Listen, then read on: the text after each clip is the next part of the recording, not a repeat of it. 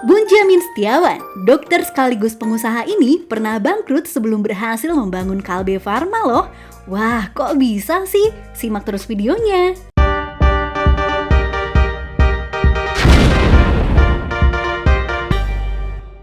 Sobat finansialku, pasti udah nggak asing lagi nih sama salah satu perusahaan farmasi terbesar di Indonesia, Kalbe Farma. Nah, sosok di balik perusahaan ini nggak lain dan nggak bukan adalah Bunjamin Setiawan atau Dr. Bun. Mau tahu perjalanan hidupnya nggak sih? Nih, Minku bocorin, pantengin terus sampai akhir ya. Yang pertama, latar belakang pendidikan. Dr. Bunjamin Setiawan, pria kelahiran Kota Tegal tahun 1933 ini adalah lulusan Fakultas Kedokteran Universitas Indonesia pada tahun 1958. Belum puas dengan gelar S1, Dr. Bun memutuskan untuk melanjutkan studinya di luar negeri, tepatnya di University of California dan meraih gelar PhD. Wow, setelah selesai mengemban pendidikan di luar negeri, Dr. Bun pun kembali ke Indonesia dan mengabdi sebagai dosen. Pada tahun 1980, Dr. Bun diangkat menjadi rektor dari Fakultas Kedokteran Universitas Indonesia. Yang kedua, bisnis pertama bangkrut. Sebelum mendirikan Kalbe Farma, Dr. Bun pernah mengalami bangkrut saat dia pertama nyemplung ke dunia bisnis loh. Saat itu di tahun 1963, dia dan teman-temannya mendirikan PT Farmindo yang mampu memproduksi berbagai obat-obatan secara mandiri.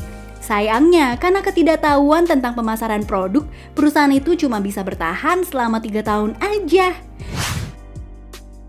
Yang ketiga, bangkit bersama Kalbe Farma. Kebangkrutan itu nggak lantas membuat Dr. Bun menyerah untuk menjajal dunia bisnis.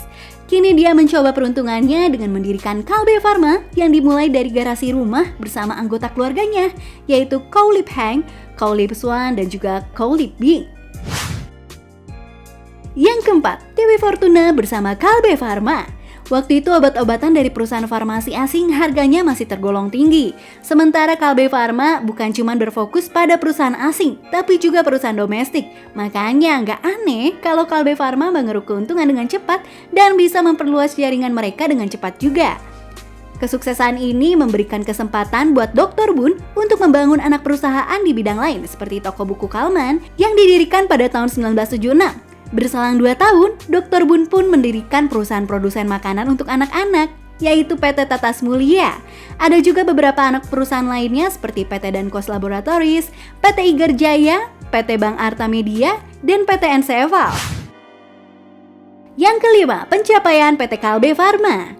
Di tangan Dr. Bun, PT Kalbe Farma berhasil mencatat pendapatan sebesar 14 triliun rupiah loh.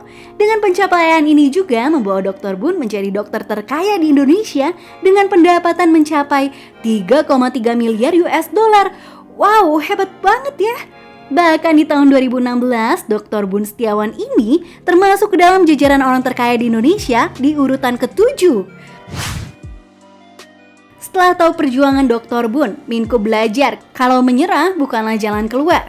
Kalau kita mau dan berusaha, Minku yakin banget deh akan selalu ada jalan. Kalau menurut Sobat Finansialku sendiri, apa sih yang bisa dipelajari dari kisah Dr. Bun ini? Yuk tulis di kolom komentar. Oh iya, jangan lupa like videonya kalau video ini menginspirasi kamu ya. Semoga bermanfaat. Sampai ketemu di video berikutnya. Bye-bye.